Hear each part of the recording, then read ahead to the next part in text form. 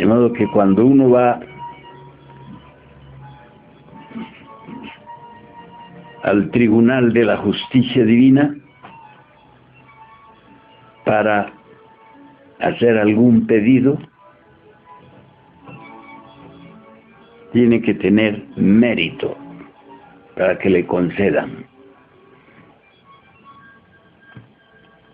Si no, no le conceden. Así pues que es necesario en la vida llenarse de méritos. Los méritos le conceden al ser humano eso que se llama dignidad.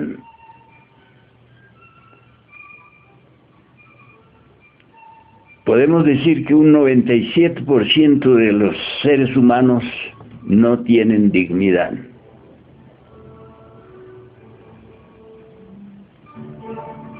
Porque la dignidad es una de las virtudes.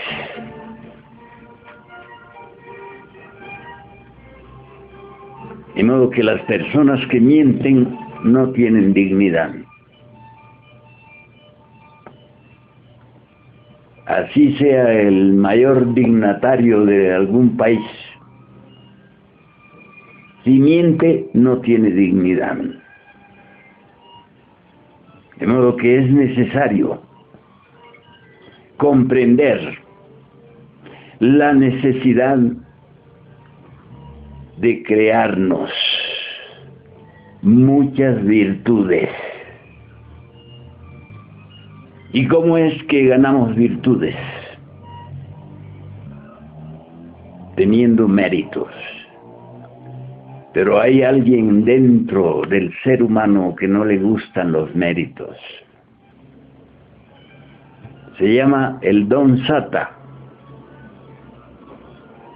El don sata vive siempre haciéndonos caer en eso que se llama el ridículo.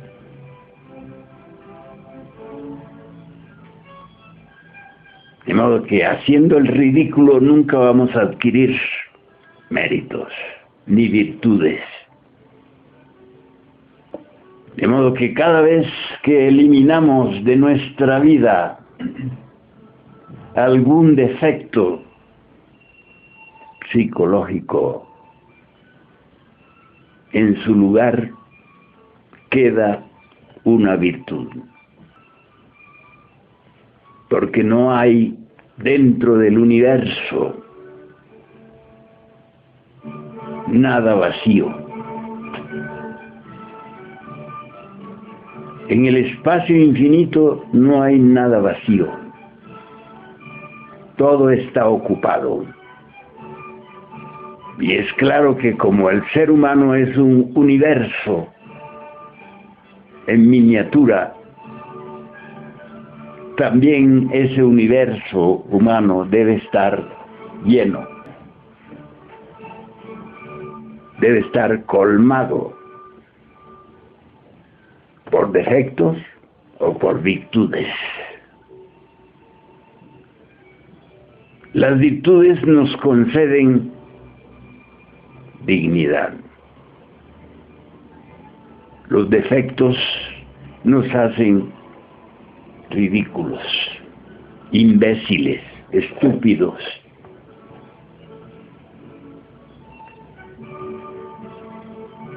De modo que es necesario batallar constantemente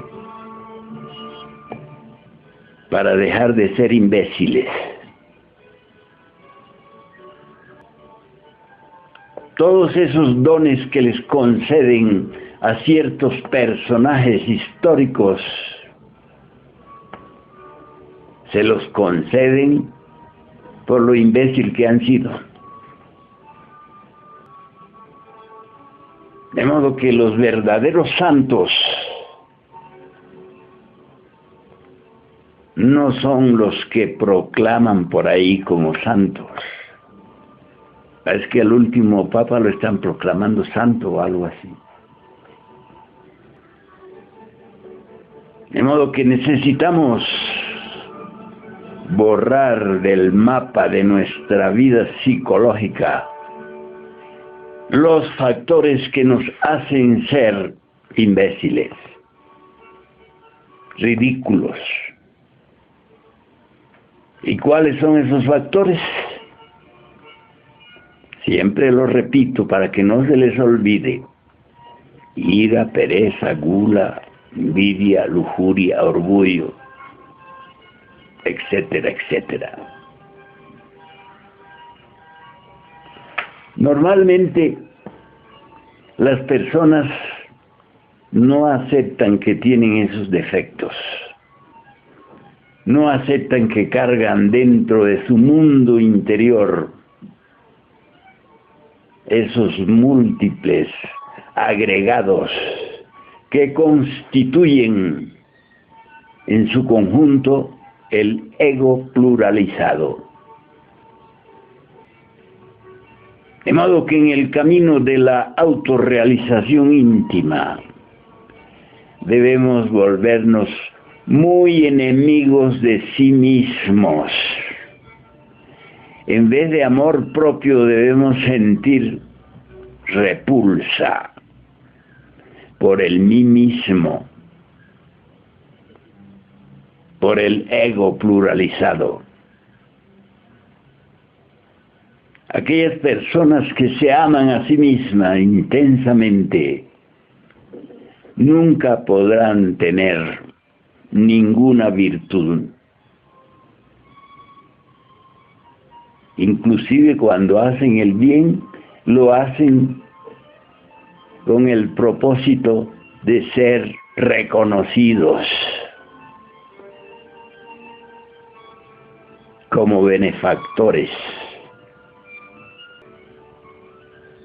Así es que cuando hacemos algo en favor de otro, no debemos creer que por eso estamos ganando algo, algún mérito. Hay una cierta cantidad de factores que se llaman servicio al prójimo. También le llaman obras de caridad. Dar de comer al hambriento, dar de beber al sediento, vestir al desnudo, curar al enfermo, enseñar al que no sabe. ¿Te acuerdas de alguna otra obra de caridad? ¿Quién se acuerda de alguna otra? Dar de comer al hambriento, dar de beber al sediento, dar posada al peregrino, ¿verdad?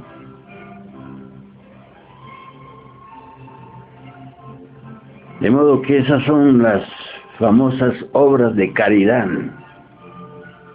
que debe practicar el ser humano con su prójimo. Y hay otras más que no me vienen a la memoria en este momento, pero por las que les he nombrado pueden darse cuenta de qué se trata todo el paquete, ¿verdad? De modo que el hacer eso no significa que por ello estemos ganando algo. Ese es un deber existencial de todo bípedo tricerebrado. Porque normalmente los seres humanos viven en función de 3 cerebros.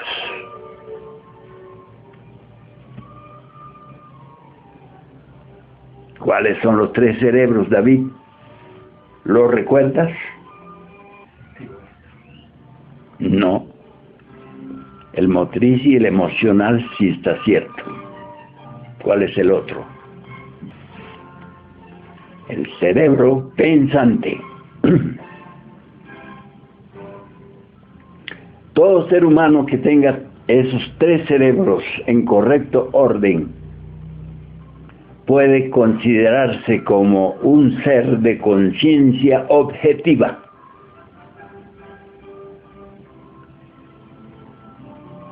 Pero infelizmente, los seres humanos no utilizan correctamente esos tres cerebros.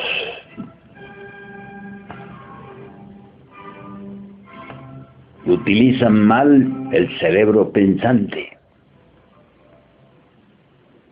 ¿Cuándo utilizamos mal el cerebro pensante? ¿En qué casos?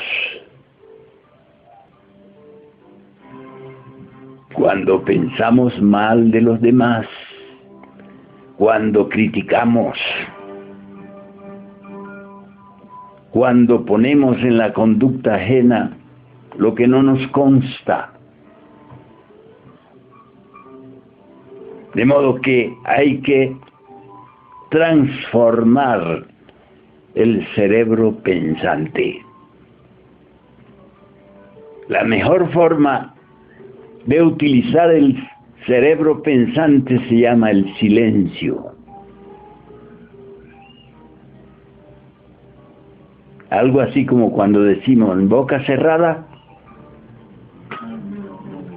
no entran moscas. Entonces podemos decir en mente silenciada no entra el diablo, ¿verdad? De modo que necesitamos disciplinar el cerebro pensante para que solo piense lo que es correcto y necesario. Todo lo que no sea correcto y necesario es malo, muy malo. En el verdadero sentido de la palabra malo.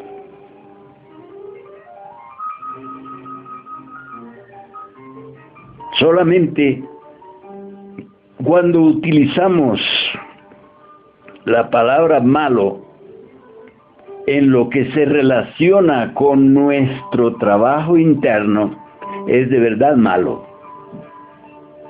Por ejemplo, si queremos despertar, todo lo que nos ayude es bueno. Y todo lo que viene en contra del despertar es malo. De modo que en ese caso sí se puede utilizar las famosas palabras bien y mal.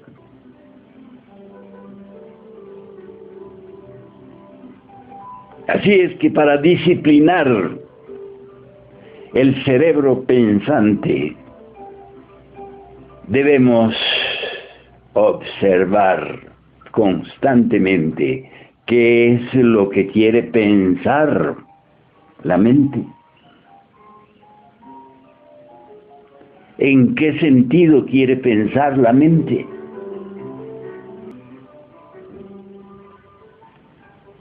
Otro factor muy importante en la disciplina mental es no hablar todo lo que se nos viene a la cabeza.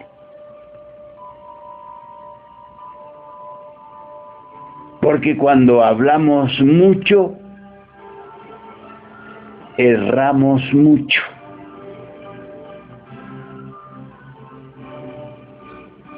De modo que la disciplina personal del gnóstico requiere mucha atención. Porque para hablar sonceras, todo el mundo está listo.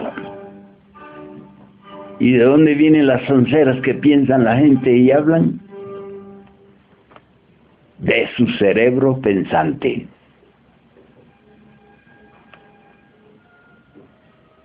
Es el cerebro número 1.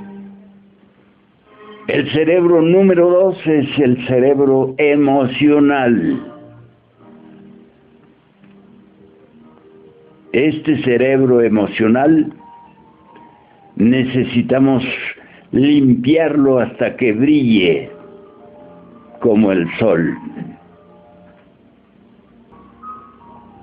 De modo que no hay que confundir los malos sentimientos con los malos pensamientos. Los malos sentimientos son mucho peores que los malos pensamientos.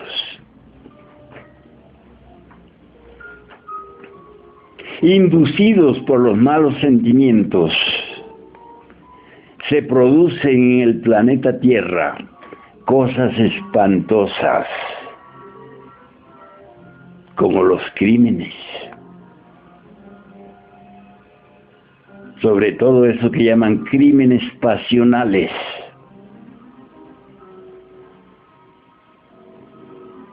De modo que los sentimientos de una persona celosa son sumamente peligrosos. Pueden terminar en un crimen. Otra clase de sentimientos sumamente perversos son los que conducen a los pueblos a las guerras. ¿Y cuáles son esos sentimientos? Sentimientos de patria, sentimientos de bandera, sentimientos de región, sentimientos de todo ese tipo de cosas. De modo que es necesario una vigilancia permanente sobre el cerebro emocional, con el propósito de volvernos puros. ¿Recuerdan las palabras de Jesucristo? Si no fuereis como niños, no entraréis al reino de los cielos. No podemos imaginar a un niño lleno de celos o de odio o de rencor. ¿Verdad que no? De modo que el centro emocional debe volverse puro como un niño. Cuando llegamos a purificar totalmente el cerebro emocional, adquirimos facultades muy especiales, como la clarividencia, como la telepatía, como la polividencia. De modo que las facultades superiores a que tenemos derecho, solo podemos adquirirlas mediante la purificación de las funciones.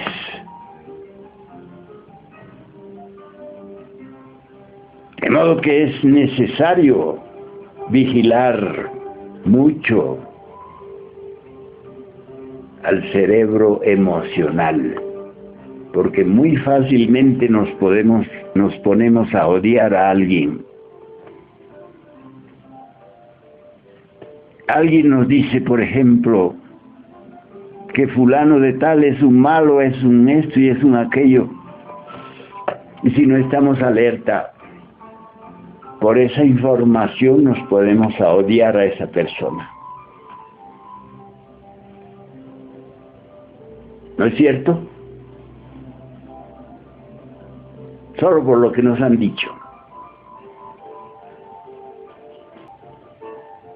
Cuando llegué a Bolivia me encontré con una persona que me dijo, ¿usted es el misionero internacional? Sí. Pero usted es un mago negro. ¿Y por qué me dices eso? Porque aquí todo el mundo dice que eres un mago negro. De modo que ya tenía varias personas odiándome, sin ni siquiera conocerme.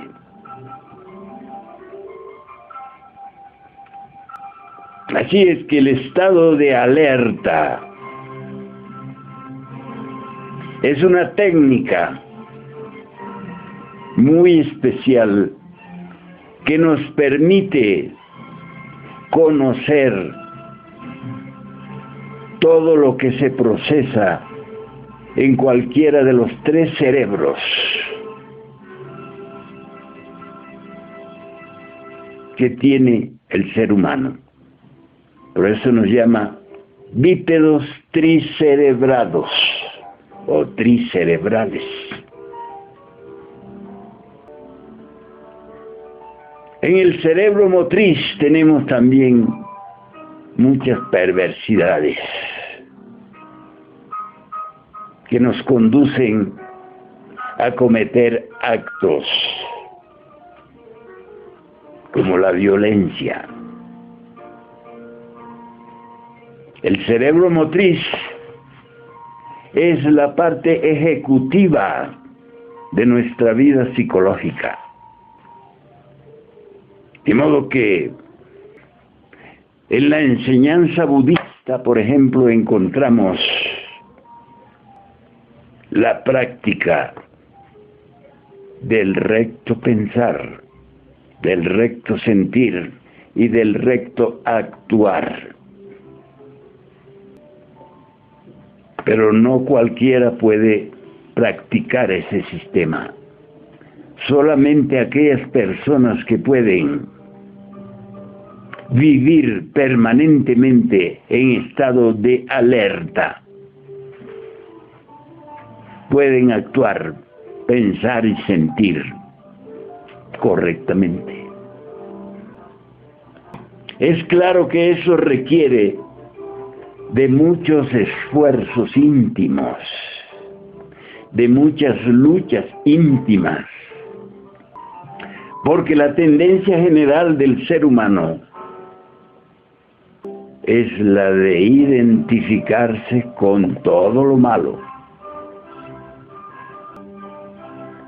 Pongan ustedes un noticiero de radio o de televisión y van a ver en la práctica cómo es que se identifican los seres humanos con lo malo. Rara vez vemos en un noticiero o escuchamos que estén hablando bien de alguien.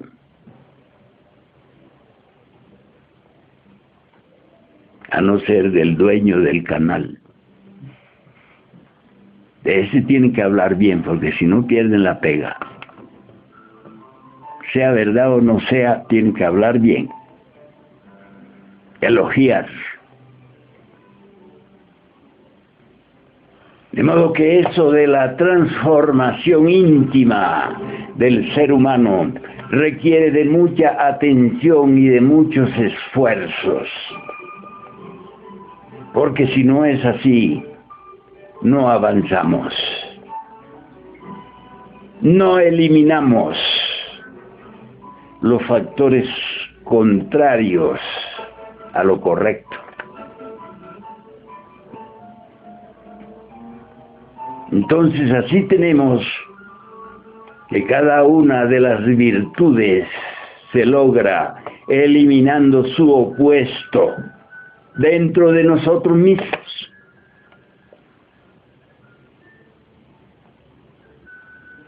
Entonces, si queremos lograr la virtud de la honestidad, ¿a quién tenemos que eliminar?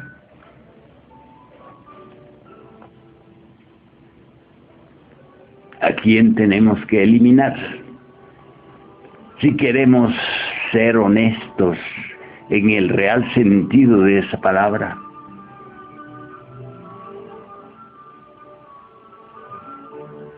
tenemos que eliminar al ladrón. Si le preguntamos a alguien, ¿usted es ladrón?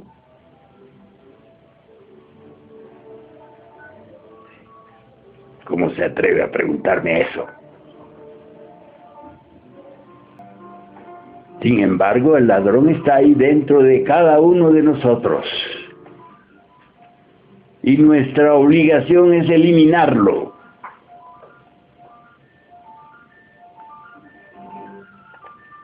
¿Se acuerdan cómo es que se elimina a un agregado psicológico? ¿Quién se acuerda? Descubrir, comprender, eliminar. Son los tres factores para la eliminación de cualquier agregado psicológico de tipo diabólico. Tenemos que descubrir los agregados, porque no sabemos que los tenemos.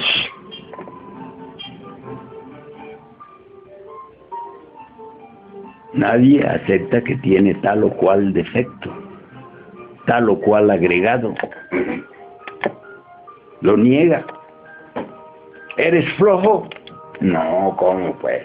Yo hago todo lo que tengo que hacer. Pero nunca dice, yo siempre estoy dejando para mañana lo que puedo hacer hoy. ¿Verdad? De modo que es necesario descubrir los agregados. ¿Y cómo los descubrimos? Con el estado de alerta, con la íntima recordación de sí mismos en todos los trances del diario vivir. Porque en todos los trances lo que sale a relucir siempre es lo peor. Cuando necesitamos ser pacientes, hacemos todo lo contrario. Como, ¿quién atiende aquí? Pues, ya hace una hora que estoy aquí, nadie me atiende. ¿Qué pasa, pues? ¿Quién habla así?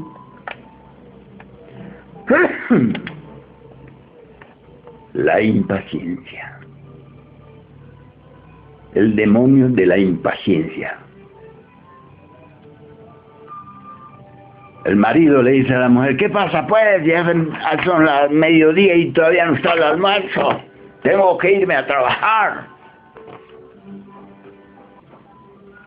La impaciencia, terrible demonio. ¿Cómo lo eliminamos? No permitiendo que se manifieste. ¿Cómo no lo permitimos? En estado de alerta, recordándonos a sí mismos. En ese estado maravilloso de alerta, todo lo que viene tiene que pasar por el filtro. Todo tiene que filtrarse. Y en eso tiene su papel principal, eso que se llama comprensión. Cuando comprendemos la naturaleza maligna de cualquier defecto, enseguida lo ponemos en cuarentena, en aislamiento. Cuando no permitimos que se manifiesten los diversos agregados psicológicos, entonces los aislamos, los ponemos fuera de acción. Y cuando un agregado psicológico está fuera de acción, ¿qué es lo que sucede, Alberto? Viene la Madre Divina con su poder y lo destruye.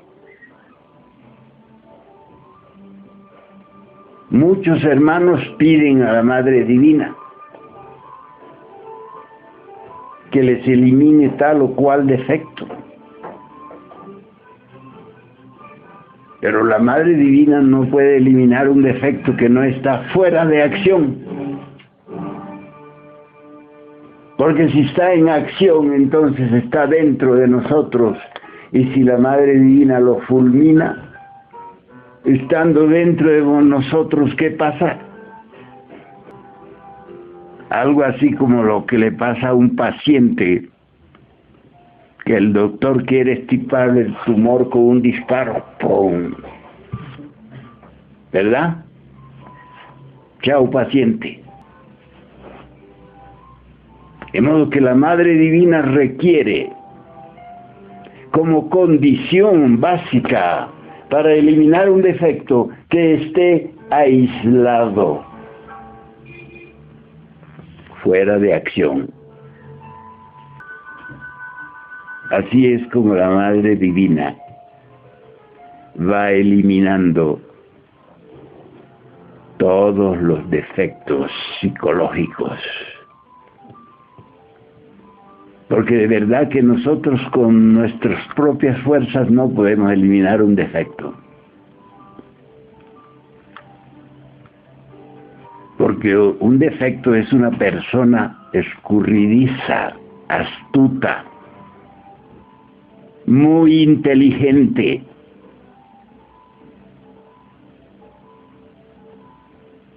Lo que tienen que entender y sentir constantemente que dentro de ustedes hay personas muy malas, muy perversas.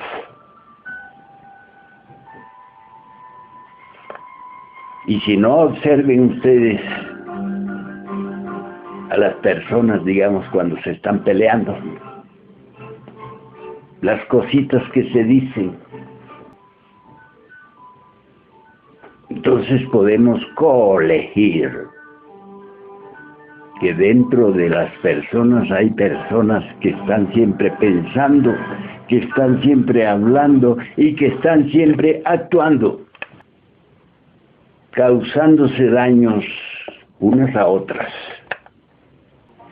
Nosotros los gnósticos queremos alcanzar un estado interior tan limpio que ni siquiera en pensamiento le hacemos daño a otra persona. Ni siquiera con el pensamiento, menos con el sentimiento y menos con la acción. Así es como de verdad nos vamos volviendo normales. Nos vamos volviendo individuos. Nos vamos volviendo seres superiores. En eso consiste, pues, la autorrealización íntima del ser. Si quieren que hablemos sobre estas cuestiones tan importantes para nuestro trabajo personal, les dejo la palabra. Maestro, ¿qué diferencia hay entre la no identificación y la indiferencia? La indiferencia es algo así como el no me importismo. Y nosotros no practicamos eso. Nosotros clasificamos bien todo lo que es importante y lo que no es importante.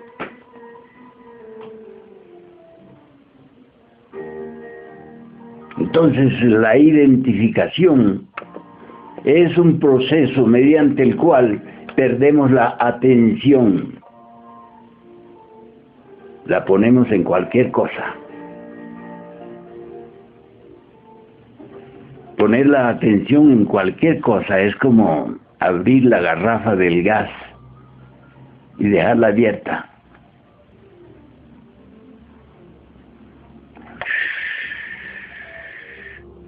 ¿Qué se está gastando?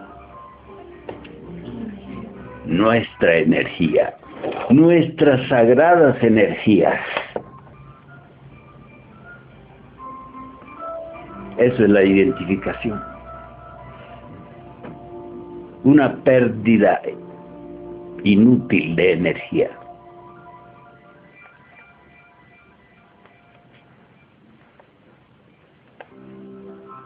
Entonces, cuando alguien nos pega un grito, si le ponemos atención a esa acción, ¿qué hacemos? Si nos identificamos con el grito de alguien, ¿qué hacemos?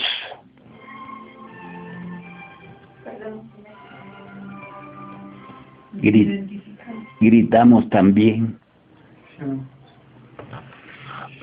Entonces, si nos parece mal que alguien grite a otro, ¿por qué lo hacemos nosotros?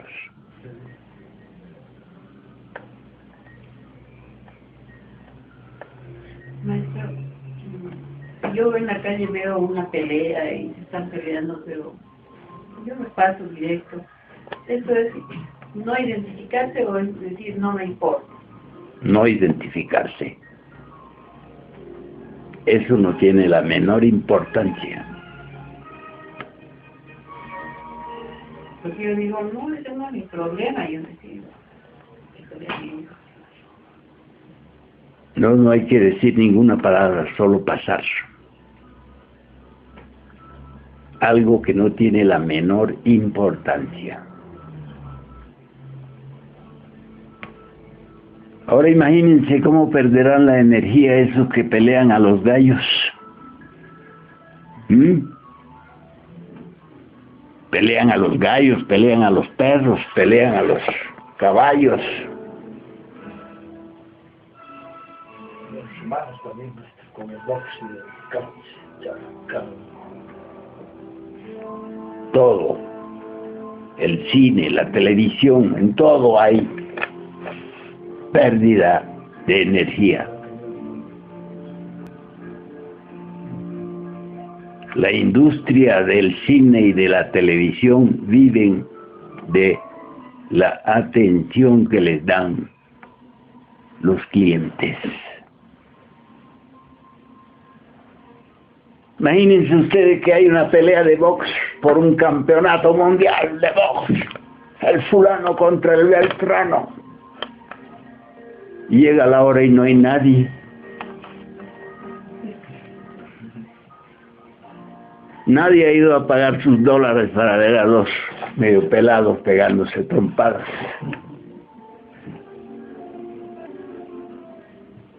Así acontecería también con las novelas y con el cine. Llega la hora de la película y no hay nadie. Fracaso total. ¿El cine no es una distracción? Exactamente. Distracción significa ausencia de recuerdo de ti. Eso significa, es decir, ausencia de conciencia. ¿Entendiste? Maestro, ¿cómo se pone en cuarentena? ¿Cómo? ¿Cómo se pone en cuarentena a una edad escolar? Cuando tú no le permites que actúe, ni a través de tu mente, ni a través de tus emociones, ni a través de tus actos. Entonces viene el aislamiento. ¿Han visto ustedes cómo se ponen las personas cuando no les dan atención? ¡Me estás ignorando! ¿No? Se quejan, pero horriblemente. Así, los agregados psicológicos, los demonios de la psicología, quedan aislados porque no se les da atención. Quiere enojarse, pero a mí no me da la gana de enojarme, así que váyase al diablo, ¿verdad?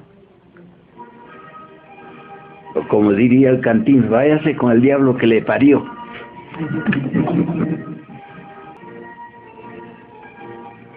Así es como avanzamos en este camino. Así es como podemos destruir al enemigo secreto. Así es como nos transformamos. No hay otro camino. Gracias por escucharme. El próximo martes seguiremos con estos inquietantes estudios